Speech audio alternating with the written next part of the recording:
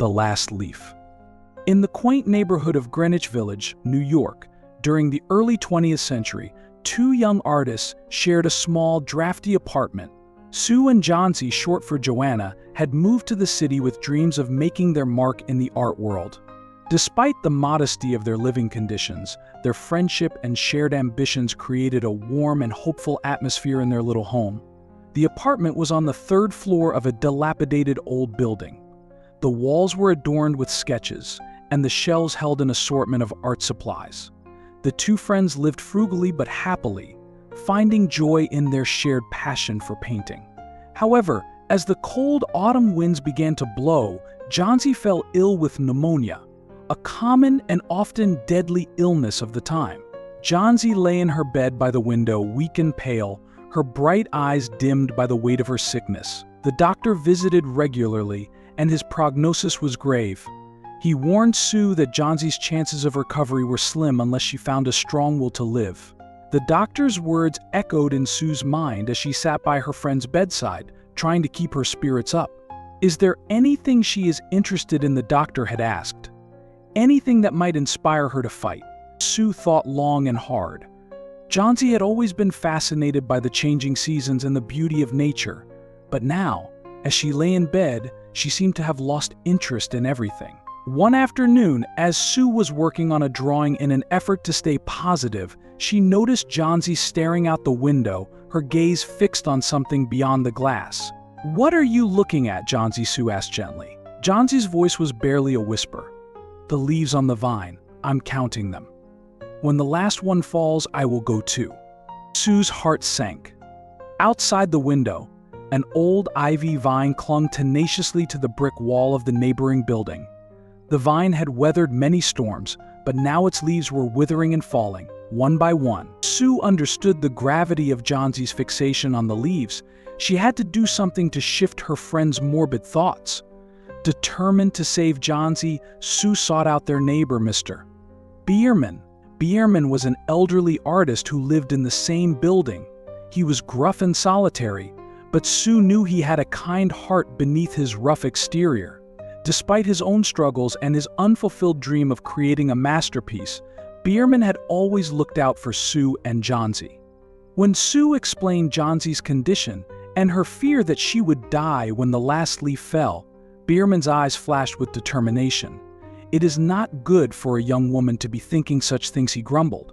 "We must do something." That night, a fierce storm descended upon the city.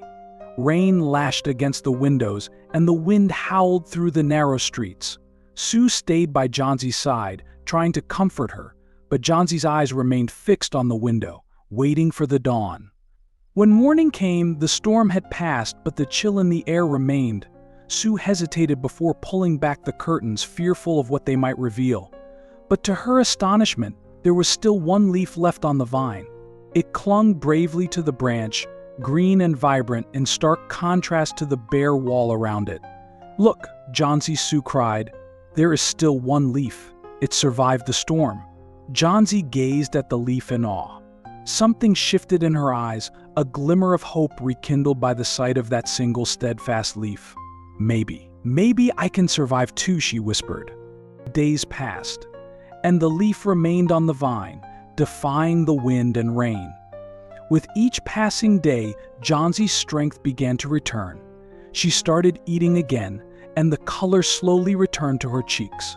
The doctor was amazed by her recovery and attributed it to a newfound will to live. One morning, as Johnsy sat up in bed, she asked Sue, "Why do you think that leaf never fell?" Sue, with tears of gratitude in her eyes, decided it was time to reveal the truth. "Johnsy, it wasn't just the leaf that kept you going, Mr. Bierman painted it. He went out in the storm and painted that leaf on the wall so you would have something to believe in." Johnsy was stunned. "But why would he do that?" Sue explained. "Because he cared about you. He knew how much it meant for you to have hope." Later, they learned that Mr. Bierman had caught pneumonia himself after being out in the storm. He had been found in his room, drenched and shivering, with his paints and brushes still wet. Despite his own failing health, he had completed his final masterpiece, the leaf that never fell. Mr. Behrman passed away shortly after, but his selfless act had saved Johnsey's life. In the months that followed, Johnsey fully recovered, and the vine began to sprout new leaves with the arrival of spring. The story of Mr. Behrman's sacrifice and the last leaf became a source of inspiration for both Johnsey and Sue.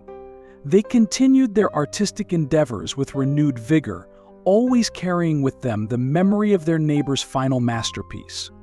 The tale of the last leaf spread throughout Greenwich Village, touching the hearts of many. It was a testament to the power of hope, the strength of human connections, and the profound impact that a single act of kindness can have on a person's life. And so, in the quiet, artistic corners of the city, the legend of Mr. Behrman and the leaf that never fell lived on, inspiring countless others to find hope in the darkest of times.